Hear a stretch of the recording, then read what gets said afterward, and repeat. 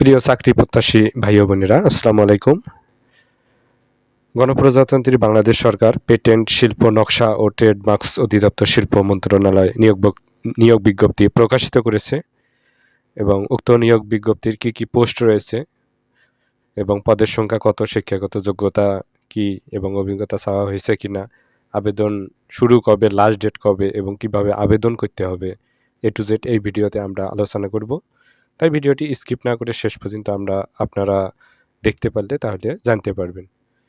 দেখুন, উক্ত নিয়োগ বিজ্ঞপ্তির সার্কুলারে কি বলা হয়েছে যে শিল্প মন্ত্রণালয়ের অধীন পেটেন্ট, শিল্প নকশা ও ট্রেডমার্কস অধিদপ্তর ডিপিডিটি এর রাজস্ব খাতভুক্ত নিম্নবর্ণিত শূন্য পদসমূহে স্থায়ী এবং নবসৃষ্ট অস্থায়ী পদে অস্থায়ী ভিত্তিতে উল্লেখিত যোগ্যতা শর্তাদি পূরণ সাপেক্ষে সরাসরি জনবল নিয়োগের নিমিত্ত বাংলাদেশের প্রকৃত নাগরিকদের নিকট হতে কেবলমাত্র এই লিঙ্কের মাধ্যমে আপনাদের আহ্বান করার জন্য বলা হচ্ছে। আচ্ছা, এখানে দেখুন ক্রমিক নং 1-এ বলা হয়েছে পদের নাম, গ্রেড ও বেতন স্কেল জাতীয় বেতন স্কেল 2015 অনুযায়ী 60 লিপিকার কাম কম্পিউটার অপারেটর, পদের সংখ্যা 1 জন নেওয়া হবে এবং শিক্ষাগত যোগ্যতা ও অভিজ্ঞতা চাওয়া হয়েছে। তারপর দেখুন কি পোস্ট রয়েছে 2 নম্বর ক্রমিকে কম্পিউটার অপারেটর, এটার গ্রেড হচ্ছে 13 এবং পদের সংখ্যা রয়েছে 1টি। 60 মুদ্রাক্ষরী কাম কম্পিউটার অপারেটর, এটার গ্রেড হচ্ছে 14 এবং 4 জন নেওয়া হবে এখানে। তারপর দেখুন অফিস সহকারী কাম কম্পিউটার মুদ্রাক্ষরিক, গ্রেড হচ্ছে 16, এটাতে 12 জন নেওয়া হবে। স্থায়ীতে 5 জন আর হচ্ছে অস্থায়ীতে 7 জন নেওয়া হবে। শিক্ষাগত যোগ্যতার ক্ষেত্রে কোনো স্বীকৃত বোর্ড হইতে অন্য দ্বিতীয় বিভাগ বা সমমানের জিপিএতে উচ্চ মাধ্যমিক সার্টিফিকেট বা সমমানের পরীক্ষায় উত্তীর্ণ হতে হবে। কম্পিউটার ব্যবহারের দক্ষতা থাকতে হবে।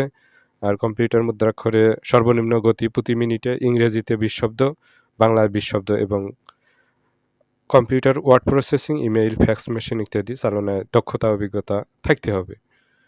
তারপর দেখুন গাড়ি চালক 2 জন নেওয়া হবে। তারপর হচ্ছে duplicating machine operator, photocopy operator 1 জন নেওয়া হবে। তারপরে হচ্ছে রেকর্ড শর্টার 2 জন নেওয়া হবে।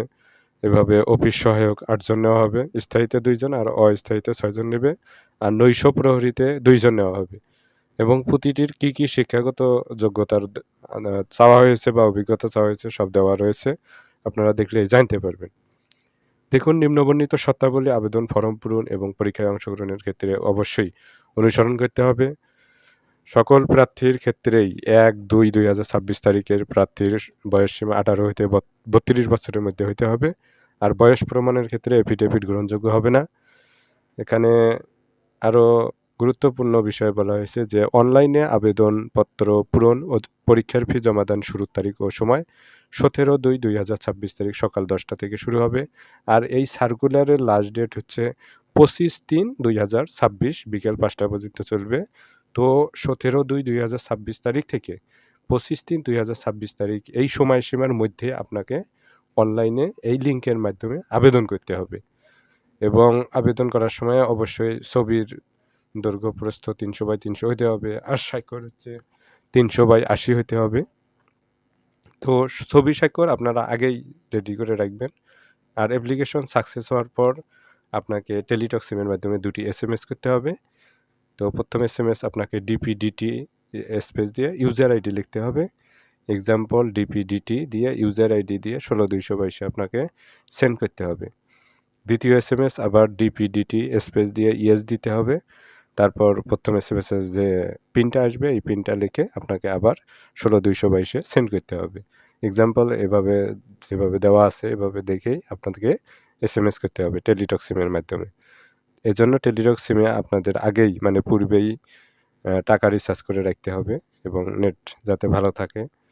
আর কবে পরীক্ষা হবে, কোথায় পরীক্ষা হবে, সেন্টার কোথায়, এগুলো ওয়েবসাইটের মাধ্যমে নোটিশের মাধ্যমে আগেই এই মন্ত্রণালয় থেকে জানিয়ে দিবে।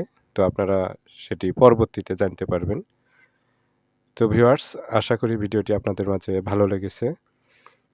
এরকম নিত্য নতুন জবের সার্কুলারের ভিডিও পেতে এবং আপডেট ভিডিও পেতে অবশ্যই আমাদের চ্যানেলকে সাবস্ক্রাইব করবেন এবং পাশে থাকবেন। ধন্যবাদ।